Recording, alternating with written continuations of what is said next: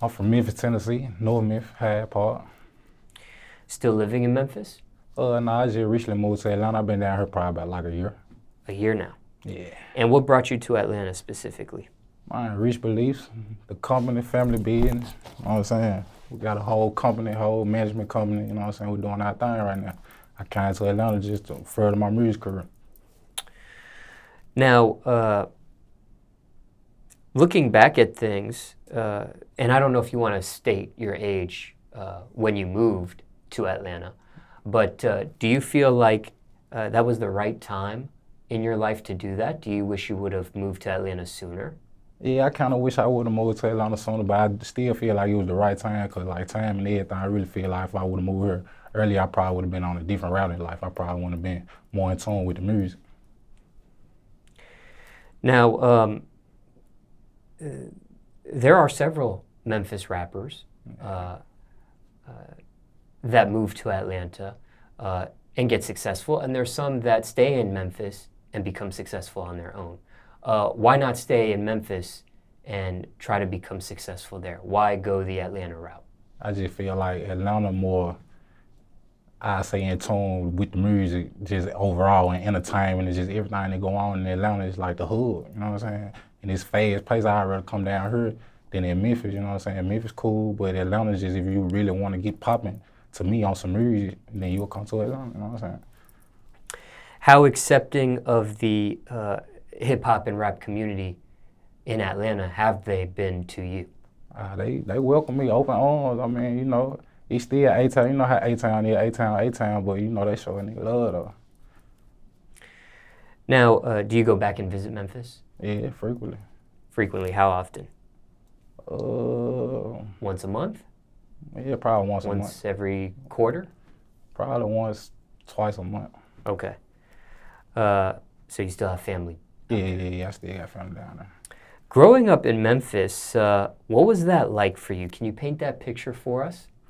Growing up in Memphis, man, this shit, I mean, it's a hard place to come up, and then at the same time, it's much love in the city. Like, it'll make you a great person coming from Memphis. Like, when you leave Memphis, just coming from Memphis, you'll feel like you can make it anywhere because you made it in Memphis. Financially, how did you grow up? I say middle class. We weren't just the poorest of the poor, but we weren't rich.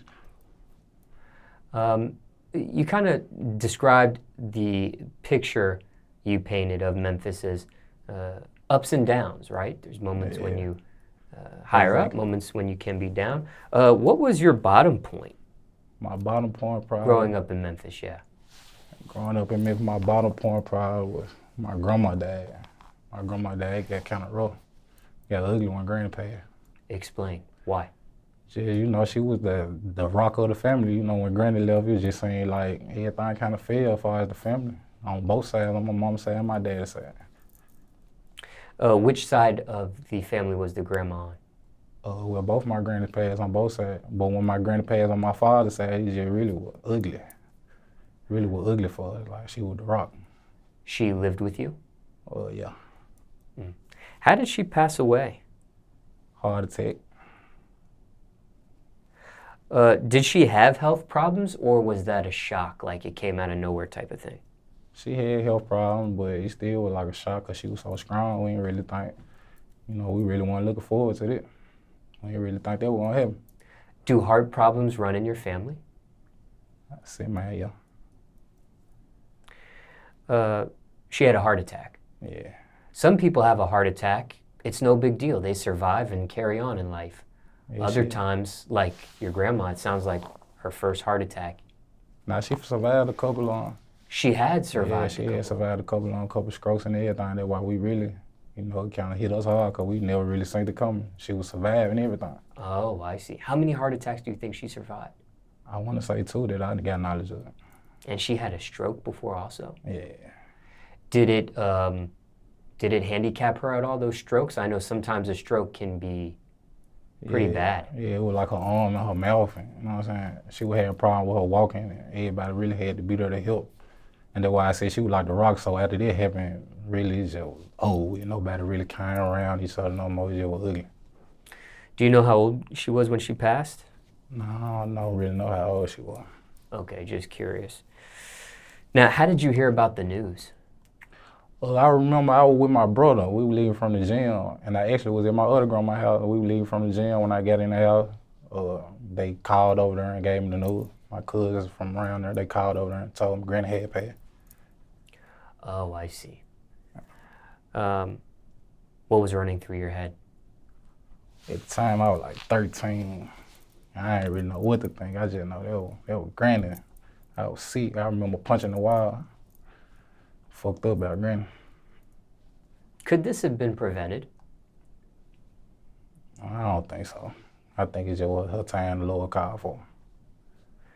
How did you cope with the death? Actually, when I started smoking weed, I started smoking weed around that time, so they helped me out. Self-medicating? Yeah. Someone suggested to you, hey, smoke some weed, it'll calm you down, or?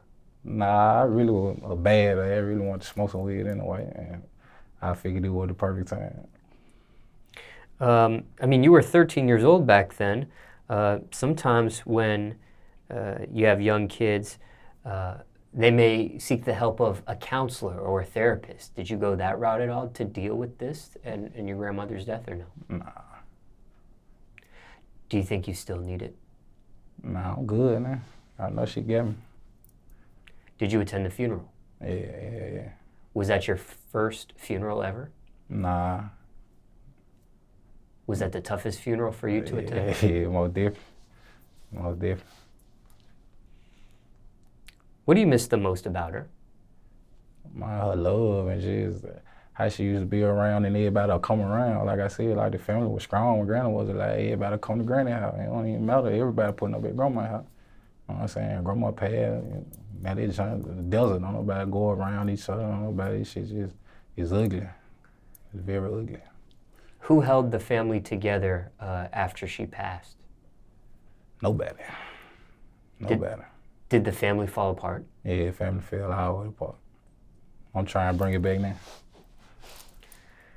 Favorite memory of your grandmother? My favorite memory of my grandma was... Could be a variety, but what's one you could share with us today? My favorite, I had to be her in the kitchen cooking. My favorite memory, my grandma was in the kitchen. She throwing down. She doing her thing. What was your favorite dish? Mackaroni. Most definitely. For sure did. Maybe there's somebody watching this interview right now that has to deal with the death of a loved one. Circumstances could be different for everybody, but do you have any general advice to somebody that has to deal with that?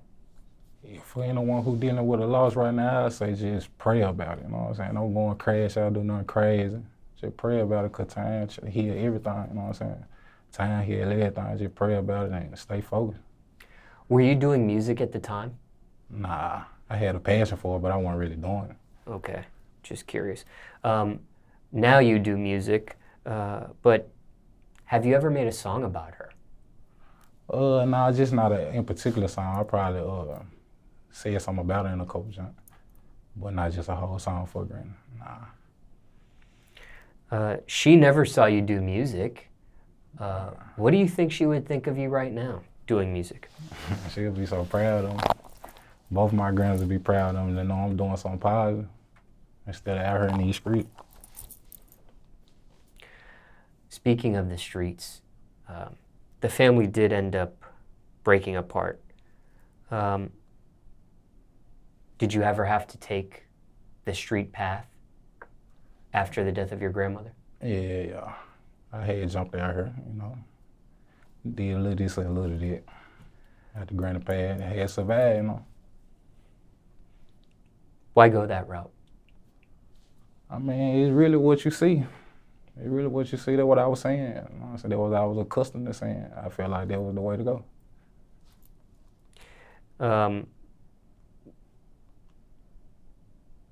Was there any peer pressure to do it? Was it greed to do it?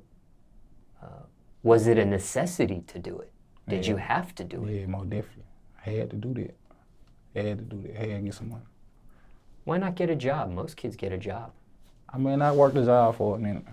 I just really felt like a job wasn't for me, though. I'm sure there's a lot of kids that think a job's not for them, but they still do it. Just curious why you went that route. It's just what I was accustomed to seeing. Like really, but I didn't really know a lot of people who had jobs. You know what I'm saying? So, you know. What job did you have at the time when you did have one? I was working at the Memphis Redbird, like AAA team down there in Memphis, baseball team. Looking back, dealing with the streets, that can be a very risky option. There can be consequences. There can be stress. There can be that looking over your shoulder feeling. Violence, maybe. Maybe imprisonment, be it jail or prison. Worst case scenario, death. Yeah. Did you know these things going into it or no? Yeah, I knew. Granny always told me, you know, it's really a one-way street. You're gonna end up dead in jail. I weighed my options and, you know, just jumped out there. Really was young. Do you know about what age you were when you jumped in? About 13, 14. Very young. Man. You did do some prison time. Yeah. Like 4.5 years altogether. Can you explain the breakdown of that? What exactly what you mean? Like it wasn't 4.5 years solid time. Nah, I did like 3.5. When I originally caught the charge and signed for the time, I did like 3.5. Then I got out on parole. And I stayed out for a minute. I violated. I had to do like another year. What was the charge originally that you had to go in for? I had a robbery charge when I was 18. Was that a charge that you copped some sort of plea to? Yeah. Or did you take it to trial? Nah, I ended up copping the plea on the joint. I ain't go to trial. What were you facing? I was facing a 20 at first. I copped the plea for a 7.2. At the time, they were getting out 7.2. And then you ended up doing less than half of that. Yeah. Somebody watching this might say, you did 3.5 years, then you got paroled. Why risk going back? And you ended up going back because you violated it. Right. Why?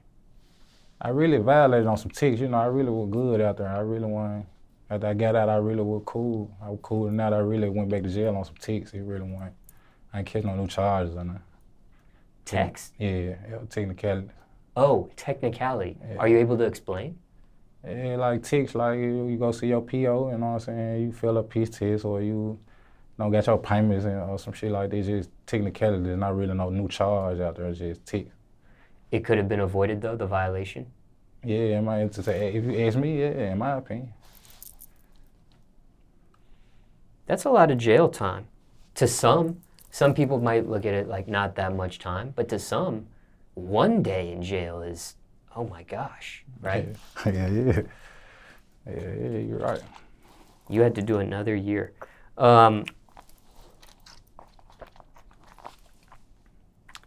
Any regrets? I don't got no regret. No regrets with the street path? Nah, it made me young Mackaroni. I got no regret. Was it worth it? Was the risk worth the reward or what you got out of it? I say, the reward I got out of it, nah, but what I learned, yeah. When you initially started, back around 13, 14 years old, did you hide it from your parents? Yeah, of course. Yeah. How did they find out? Constantly getting in trouble. What happened when they did find out? For the first time, my son is doing some street activity. They flipped. They flipped out. Pop was mad. Did they try to stop you? Did they try to persuade you to do other things? Yeah, of course. That's how I ended up with the job down there. Pops he was like the manager down there, so he got me a job.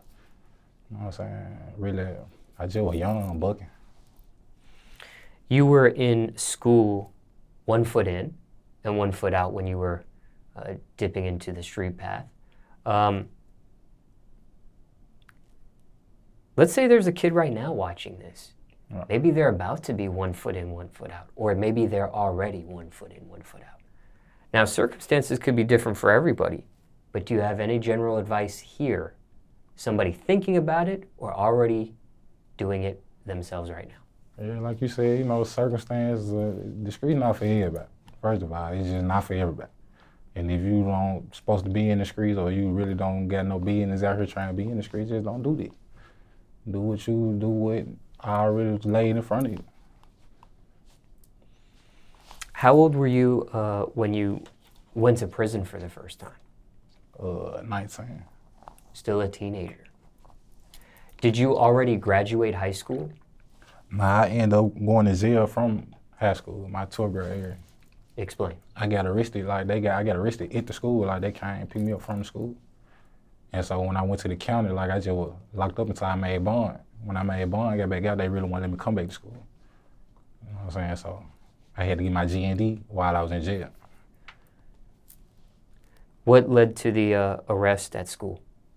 It was like, we had like some, I believe somebody really dropped a dime on me because like, it was some news, it was all over the news, and I really just went to school, I played ball, and I really felt like it had been played on news about 2 weeks, so I really kind of felt like it was over with. And I ended up going back to school, it was like homecoming, we had a game. And when I ended up going to school, they kind of picked me up from school. Like, I'm coming out the front door after school, detectives in blue and white was out there.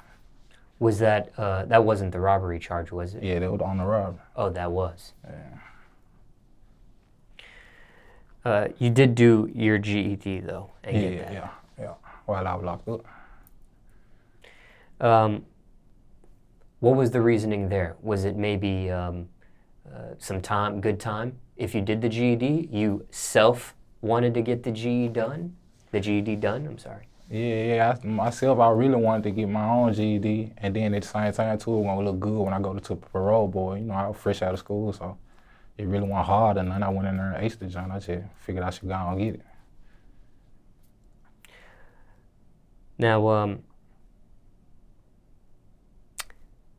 when you were a kid in school, sounds like you were an athlete. Is that the best way to describe yourself? Or if not, how would you describe yourself as a kid in class? I'm pretty much an athlete. I really just play a lot of sports. Basketball? Yeah, basketball, baseball. What position? Baseball, I played catcher and first base. Basketball, I played small forward. Varsity for both? Yeah. What about music? Did you do music at all in school? Nah. Didn't do music in school? Nah. I mean, I probably used to write little raps or something in my notepad or something, but I wasn't really just going to record nowhere. I see. How long do you think that writing in the, sorry, not how long, how young do you think you were when you did the writing the raps in? I started doing it probably like 15. Yeah. So still high school? Yeah. Never did band, choir, none of that stuff? Nah. Never sold a CD in school? Nah. With the sports, were you good enough to get an athletic scholarship before the robbery situation happened? Yeah, I actually had signed a letter of intent to go to UT Czech, but I ended up losing my scholarship. I transferred high school, went to another high school, and ended up getting in trouble and lost it. So you lost it before the robbery charge? No, I actually lost it after the robbery. Oh, I see. Yeah. It was a full ride? Yeah. What division type was that school you were going to go to? Division 2. Was there a possibility you could upgrade that? Yeah. For sure. Explain.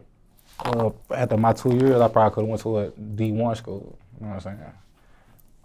I had to get my grades already. You said something about homecoming or prom earlier. It was like homecoming week, I think. You went to homecoming? Nah. Oh, you didn't go? Nah, it was just like homecoming week. We were finna have a big game, why I ended up going back to school. Oh, I see. I got you. So you do 4.5 years. After these 4.5 years, during these 4.5 years, was music involved?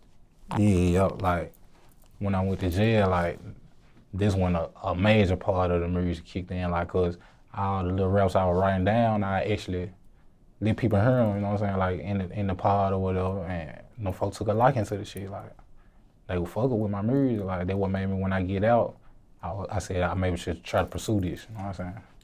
Were you battling on the inside? Yeah, cause you know how it go when you first start out, it really don't make no money for you, you know what I'm saying. So I really was battling and trying to just deal with everything else I got going on and still chase my dream at the same time. And you were also writing? Yeah. Were you writing with a beat in mind? Did you have beats while you were in jail? Nah. I just, while I'm in jail, these would just be my thoughts on paper. I probably make a beat to myself or whatever, but yeah. These are my thoughts on paper. After you get out, you take music serious? Halfway. I was taking it more serious just because the reaction I was getting out of jail and I just figured since by me being in jail, these was all the people who really in the streets. So I feel like really if they take a liking to my music, if I actually do this, I might could shake some, because these the people who in the streets who I'm really, all my reps, this really who is targeting it, you know what I'm saying, my type of lifestyle, and they took a liking to it, so I figured out how to do it. They took a liking to it, the prisoners did. Right. But when you get out, and now you're in the real world, in free society, right. What was the reaction to your raps there? They fuck with it. My neighborhood anyway. I ain't really just had the buzz as far as citywide like I do now, but my neighborhood and everybody around me, they fuck with it. Were they surprised to see you take this path? Yeah, my homeboys were.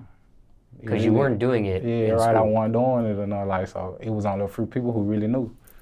You know what I'm saying? They probably heard through the grapevine or something how I had the jail rocking, but they ain't probably never heard me. I ain't really want to take it serious like that. Did you use any of the lyrics that you wrote while you were locked up in the free world after you had left? A couple of them. I used a couple of them. If somebody wanted to hear those songs, how can they find them? My new music, or just some of the old music? The songs that you had penned while you were in prison. Well, a lot of them on I Try For Real 1. A lot of them just on I Try For Real 1, my first project. That was your debut project? Yeah, that was my debut project. What was the response to that? I got a great response from it. Like, everybody really heard it. It really shocked them. You know what I'm saying? They fuck with it, trap rap. Now, you did have that job early on that we had talked about in your youth. Ever had a job since you've gotten out? Nah. Really just been the music? Yeah. In regards to your family, we talked about that towards the top of the segment. Your grandma was the rock. But as far as both of your parents, are they still in your life today? Yeah, well, my mother passed, but my father, he's still in my life, probably still around. How did mom pass? Mom had a brain aneurysm. Sorry to hear that.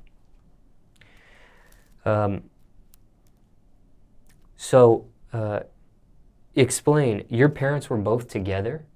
Nah, they separated when I was still a baby. Okay. Yeah. And you lived primarily with who? Primarily I live with Pops and Granny. I see. Did you have a good relationship with your mom, though, while she was alive? Yeah. You did? Me and Mom got along good. It's just towards, like, when I was younger, she just, was really more into the streets.